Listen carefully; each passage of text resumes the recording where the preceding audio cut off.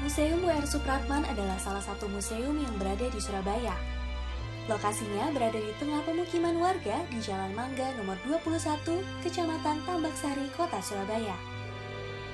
Pada mulanya, museum ini adalah rumah dari Rukiem.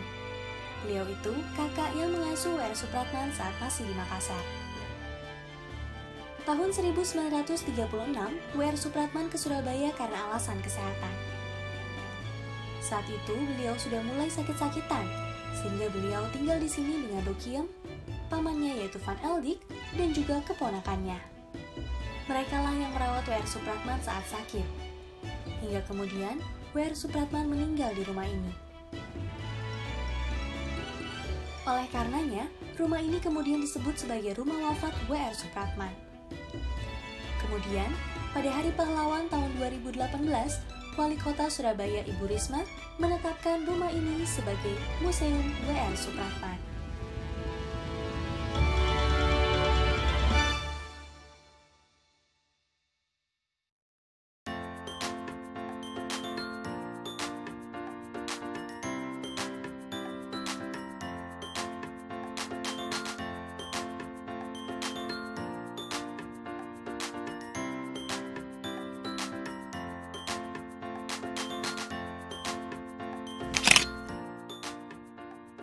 Keluarga dari ayah W.R. Supratman adalah salah satu kaum priayi di daerah Kesultanan Yogyakarta. Dan ibunya adalah seorang pembantu rumah tangga. Kemudian mereka menikah dan dikaruniai 9 orang anak. W.H. Supratman yang lahir di tahun 1903 adalah anak ketujuh dari keluarga tersebut. Setelah kelahiran anak ke-8, ayahnya pensiun dan berpindah sekeluarga ke Cimahi. Kemudian ibunya meninggal dan dimakamkan di Pemakaman Umum Baros di Cimahi. Rukiem Supratia adalah kakak sulung yang membesarkan W.H. Supratman bersama dengan suaminya yaitu Van Eldik. Saat berusia 7 tahun, W.H. Supratman tinggal bersama kakaknya di Makassar. Agar bisa melanjutkan sekolah di Europees Larger School, Rukiem dan Van Eldik mengangkat W.H. Supratman sebagai anaknya dan memberikan tambahan nama Rudolf, sehingga namanya berubah menjadi W.H. Rudolf Supratman. Setelah beberapa bulan W.R. Supratman bersekolah di ILS, akhirnya W.R. Supratman dikeluarkan karena diketahui ia bukan anak kandung dari Van Eldik. Kemudian W.R. Supratman disekolahkan Tweedy Inlandse School, atau Sekolah Angka 2. W.R. Supratman rajin mengikuti kursus bahasa Belanda, sehingga 2 tahun kemudian, W.R. Supratman lulus sebagai pegawai muda dalam ujian Klein Ambtenars Examen, sebuah program ujian pegawai rendah agar dapat diangkat sebagai pegawai pemerintah. Akan tetapi, setelah mendapatkan ijazah KAE, W.R. Supratman masih belum berminat untuk bekerja menjadi pegawai negeri. W.R. Supratman melanjutkan sekolah di Normal School, yaitu sekolah guru yang mendidik calon-calon guru negeri untuk sekolah dasar pada masa itu.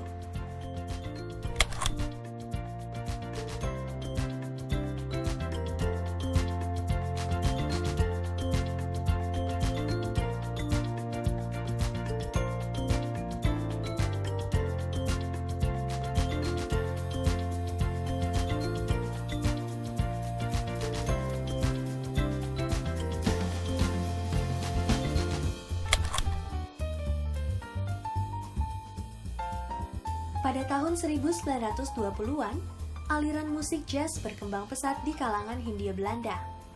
Sehingga Van Eldik mendirikan sebuah kelompok yang beraliran musik jazz dengan nama Black and White Jazz Band. Maksud dari nama Black and White yang berarti hitam dan putih adalah melambangkan hubungan yang akrab antara bule yang berkulit putih dengan pribumi berkulit sawo matang. Band ini terdiri dari 6 orang pemusik, yang salah satu violisnya adalah W.R. Supratman. Dari mulut ke mulut, Black and White Jazz Band semakin populer dan menarik perhatian berbagai kalangan.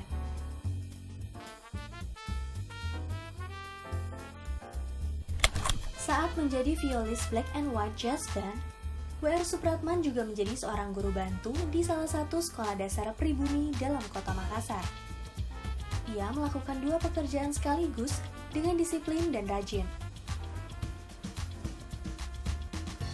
Namun karena kebajikannya, ia diangkat menjadi guru penuh dan dipindah tugaskan di sekolah dasar yang terletak jauh di daerah pedalaman. Hal ini tentu tidak direstui oleh kedua kakaknya, sehingga W.R. Supratman mengajukan surat permohonan berhenti. Van Eldik juga berjanji akan membantu W.R. Supratman mendapatkan pekerjaan yang layak. Meskipun masa pengabdian W.R. Supratman sebagai guru berakhir dengan singkat, namun hal ini tidak membuatnya berkecil hati. W.R. Supratman justru semakin mengasah kemampuannya dalam seni musik. Baju ini adalah replika dari baju W.R. Supratman. Jadi, baju ini adalah ciri khas dari W.R. Supratman. Pada saat itu, baju ini dapat dikatakan mewah dan elegan. Dan tentunya tidak semua penduduk pribumi dapat memiliki baju seperti ini. Mengapa? Karena W.R. Supratman berasal dari keluarga terpandang, yaitu ayahnya seorang tentara Hindia Belanda. Bisa dilihat di sini, setelannya terdiri dari jas putih dan celana putih, dilengkapi dengan dasi, peci, serta kacamata yang biasa beliau kenakan. Baju ini biasanya dikenakan saat menghadiri acara penting. Beliau pernah mengenakan baju ini yaitu saat menghadiri Kongres Pemuda kedua, tepatnya pada tahun 1928.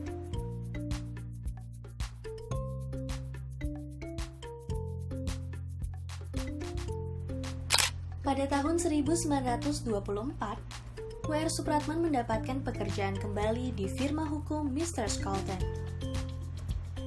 Dalam kesehariannya, W.R. Supratman sering membaca koran dan berita-berita mengenai pergerakan bangsa, serta kegiatan politik di Jawa, Sumatera, dan Sulawesi.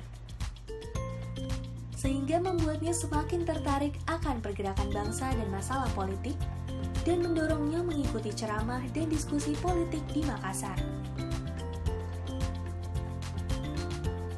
Dari ceramah dan diskusi politik tersebut, membuatnya memperoleh kesadaran politik dan melahirkan rasa nasionalisme dalam dirinya.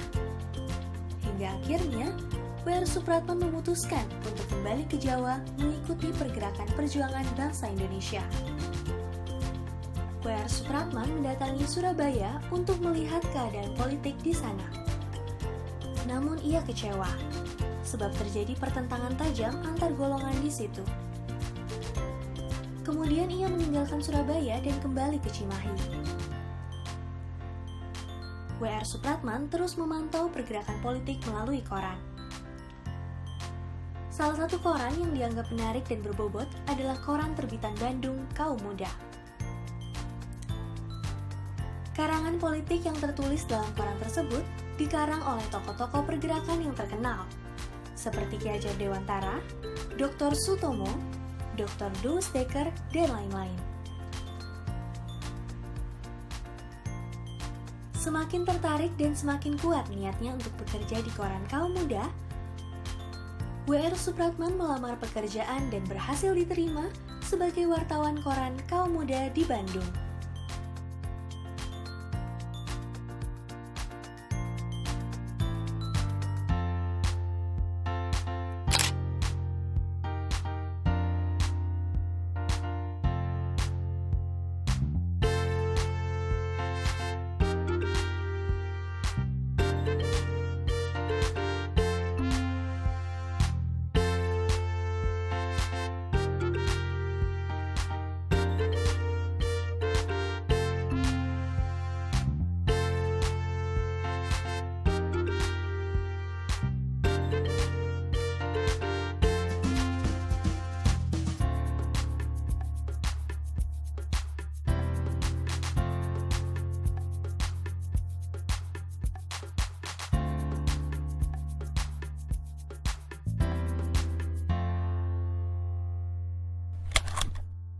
Supratman melanjutkan karirnya di Batavia sebagai wartawan di surat kabar Sinpo, yaitu koran yang diterbitkan oleh orang-orang Tionghoa. Saat menjadi wartawan, W.R. Supratman berpenghasilan sangat minim, hingga ia harus hidup di rumah kecil berdinding bambu di Gang Becek, Kampung Rawamangun.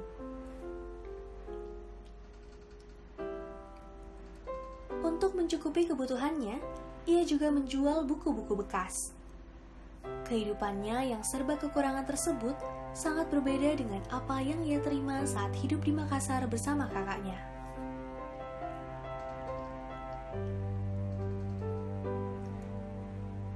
W.R. Supratman dikenal sebagai wartawan kawakan yang selalu menghasilkan tulisan yang tajam dan berkualitas.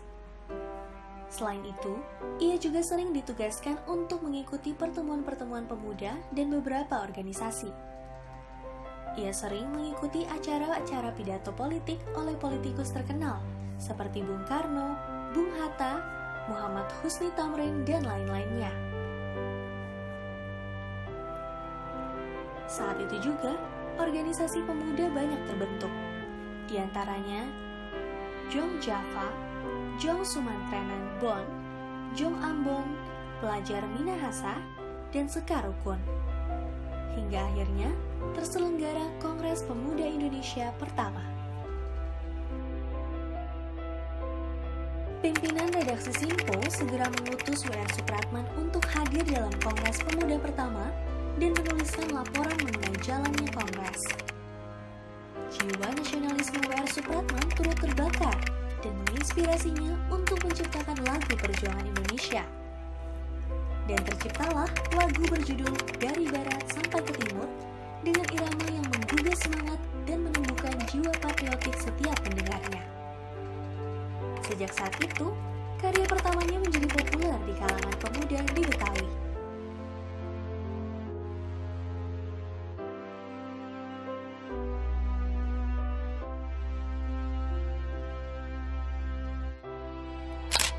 Ketika Kongres Pemuda pertama masih belum menghasilkan resolusi yang besar, maka kemudian diselenggarakan Kongres Pemuda kedua untuk memberikan keputusan yang mutlak. Hal ini membuat W.R. Supratman terinspirasi untuk menciptakan sebuah lagu kebangsaan. Sehingga sebelum Kongres Pemuda kedua berlangsung, W.R. Supratman telah menciptakan lagu kebangsaan untuk Indonesia dengan judul sementara Indonesia. Konsep lagu kebangsaan ditulis dalam not balok dan not angka. Terdiri dari 3 kuplet dengan bait ulangan. Birama lagu 6/8 yang diberi catatan jangan terlalu cepat. Namun, ia tidak berniat untuk segera mengumumkannya. Ia berpikir barangkali akan memperbaikinya apabila dirasa kurang puas.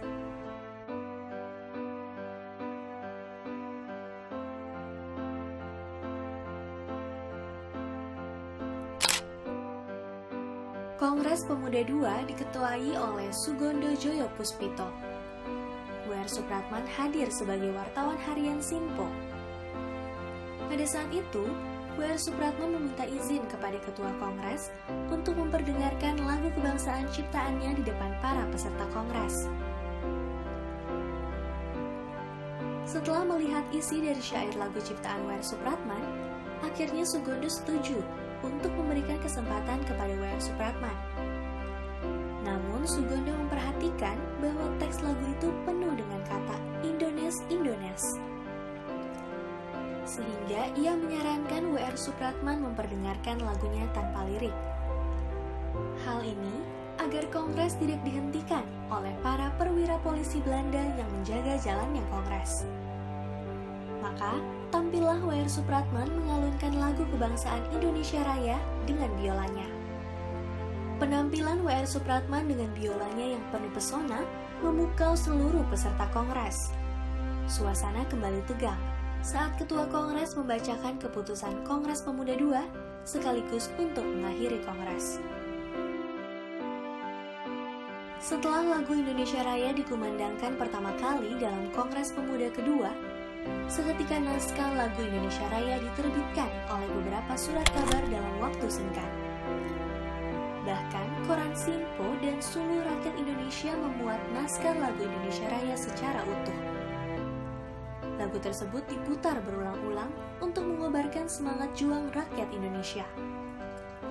Pada saat itu, lagu Indonesia Raya menjadi lagu favorit dari barat hingga ke timur. Biola ini adalah replika dari biola milik W.R. Supratman. Setelah berpindah ke Makassar bersama kakaknya, W.R. Supratman sangat antusias dalam belajar biola.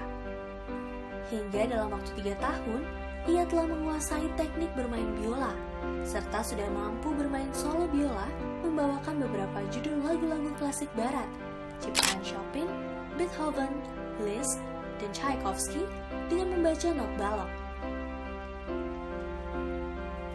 Hingga akhirnya, Van Eldik pamannya membelikan sebuah biola di Makassar pada tahun 1921. Biola ini sekaligus sebagai hadiah ulang tahun W.R. Supratman yang ke-17. Dengan biola tersebut, W.R. Supratman mampu menjadi violis dari Black and White Jazz Band. Tak hanya itu, pada tahun 1924, W.R. Supratman juga pernah tampil di gedung Sociedad Concordia atau Gedung Merdeka Bandung. Biola ini yang menemani W.R. Supratman dalam menciptakan lagu kebangsaan Indonesia Raya. Dan kemudian lagu itu dikumandangkan pertama kali di Kongres Pemuda kedua tahun 1928.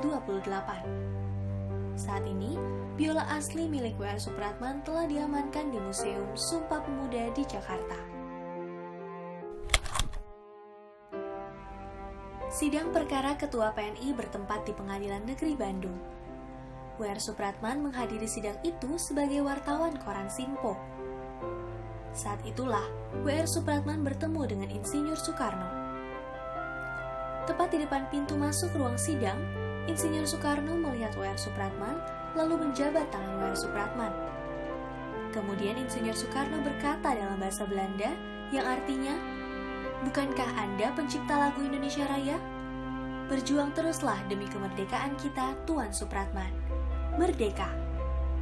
Seketika semua orang yang hadir terkejut dan pandangan tertuju kepada W.R. Supratman. W.R. Supratman pun membalasnya dengan senyum dan mengangguk. W.R. Supratman dijemput oleh saudaranya untuk pulang ke Cimahi akibat kesehatannya kurang baik dan sering sakit-sakitan. W.R. Supratman semakin dikenal sebagai aktivis sekaligus pencipta lagu kebangsaan, sehingga masyarakat Cimahi pun banyak yang mengunjunginya saat berada di rumah ayahnya. Hal ini membuat pemerintah Hindia Belanda terus mengawasi gerak-gerik W.R. Supratman dan keluarganya. W.R. Supratman semakin tidak tenang dan kesehatannya pun tak kunjung membaik. Keluarga W.R. Supratman akhirnya mengungsikannya ke Jawa Tengah. Ia tinggal bersama kakaknya yang bernama Rukina Supratirah di Randu Dongkal, Kabupaten Pemalang. Disitulah kemudian kesehatannya mulai membaik.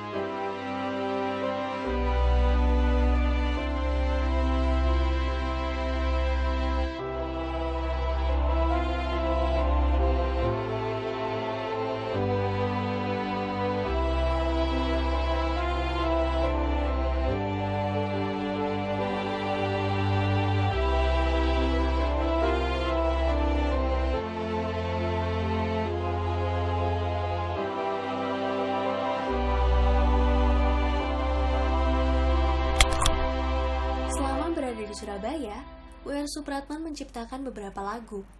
Salah satunya yaitu Matahari Terbit.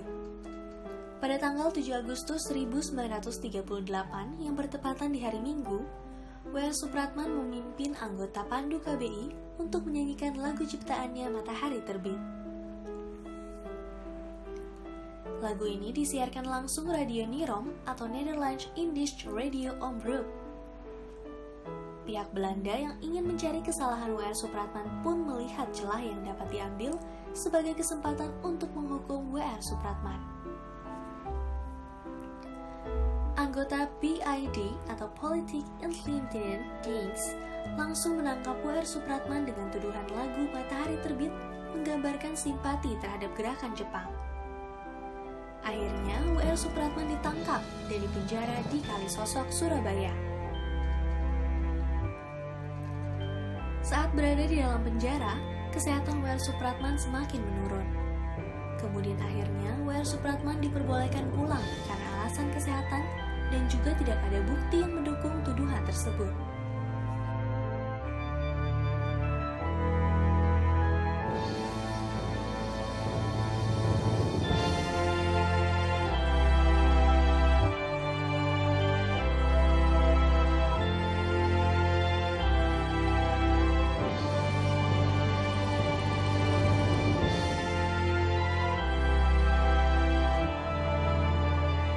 Setelah dibebaskan, penyakit yang diderita W.R. Supratman semakin parah. W.R. Supratman dirawat oleh saudara-saudaranya di rumah kakaknya Rukiem.